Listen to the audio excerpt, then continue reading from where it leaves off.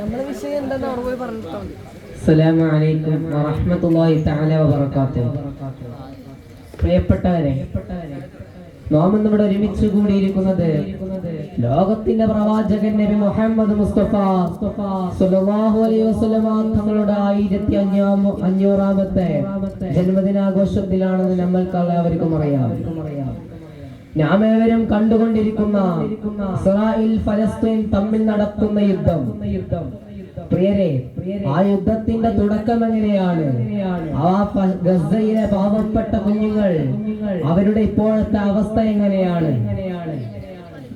ഞാനും നിങ്ങളും ആ സോഷ്യൽ മീഡിയയിലൂടെ കണ്ടുകൊണ്ടിരിക്കുന്ന ഇസ്രായേൽ ഫലസ്തീൻ തമ്മിലുള്ള പ്രശ്നം, നാം ഒന്ന് ആ പാവപ്പെട്ട ഗസയുടെ തെരുവുകളിലേക്ക് ഞാനും നിങ്ങളും ഒന്ന് കണ്ണോടിച്ചു നോക്കുമ്പോൾ എത്ര പിഞ്ചോമനകളാണ് ഓരോ നിമിഷവും വെടിയുണ്ടകൾക്ക് ഇരയാകുന്നത്. 1948 ഈജിപ്ഷ്യനിൽ ഒരു കലാപം നടക്കുമ്പോൾ ഇസ്രായേൽ ഫലസ്തീനിന്റെ ഒരു ഔദ്യോഗിക മീറ്റിംഗ് നടക്കുമ്പോൾ ആ ഔദ്യോഗിക മീറ്റിംഗിന്റെ വിശദാംശങ്ങൾ അറിയാൻ വന്ന അന്നത്തെ ഒരു അറബി പത്രലേഖകൻ ഉണ്ടായിരുന്നു. ഈ പത്രലേഖകൻ അന്നത്തെ ഇസ്രായേലിന്റെ പ്രധാനമന്ത്രിയായ ഇഷാഖ് റബീഖിനോട് ചോദിച്ചുവത്രേ, മിസ്റ്റർ ഇഷാഖ് റബീഖ്, അരനൂറ്റാണ്ടായി ഞങ്ങളുടെ ലോകത്തിന്റെ പ്രവാചകൻ നബി മുഹമ്മദ് മുസ്തഫ സ്വല്ലല്ലാഹു അലൈഹി വസല്ലമ തങ്ങളുടെ ആദ്യ ഖിബ്ലയായ ബൈത്തുൽ മുഖദ്ദസ് നിങ്ങൾ പിടിച്ചടക്കി.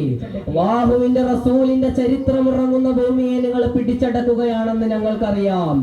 അമേരിക്കയെ കൂട്ടുപിടിച്ച്, സഖ്യകക്ഷികളെ കൂട്ടുപിടിച്ച് നിങ്ങളെ ശ്രമം ഒരിക്കലും ഫലവത്താവുകയില്ല.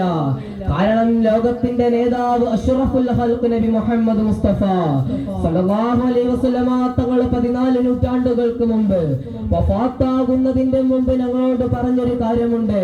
ലാ തഖൂമു സ്സാഹ, ഈ ലോകം ഒരിക്കലും അവസാനിക്കുകയില്ല. ഈ ലോകത്ത് ജീവിച്ചിരിക്കുന്ന മുസ്ലിമീങ്ങളും ജൂതന്മാരും മുഖാമുഖം പോരാടുന്ന ഒരു പോരാട്ടമുണ്ട്.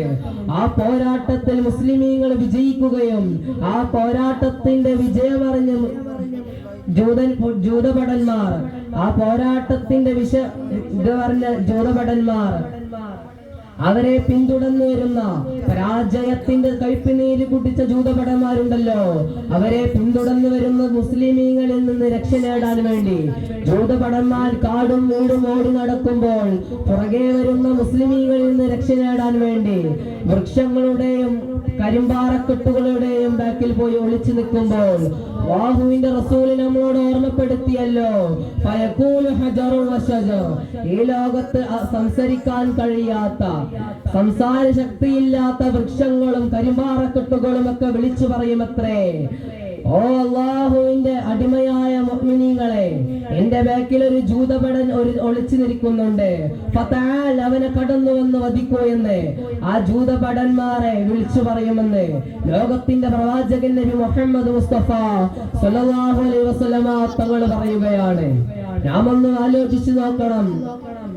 നാം എല്ലാവരും നല്ല ഭക്ഷണം കഴിക്കുമ്പോൾ ആ ഫലസ്തീനിലെ പിഞ്ചോമന മക്കൾക്ക് ഓരോ നിമിഷവും വെടിയുണ്ടകൾ തേച്ചു മരിക്കുകയാണ്. അല്ലാഹു സുബ്ഹാനഹു വ തആല നമ്മൾക്ക് ഈ അവസ്ഥ ഇല്ലാതെയാക്കട്ടെ എന്ന വാക്കുകൂടി എന്റെ വാക്കുകൾക്ക് വിരാമം കുറിക്കുകയാണ്. വആഖിറു ദഅവാനാ അൽഹംദുലില്ലാഹി റബ്ബിൽ ആലമീൻ. അസ്സലാമു അലൈക്കും വറഹ്മത്തുള്ളാഹി തആല വബറകാതുഹു.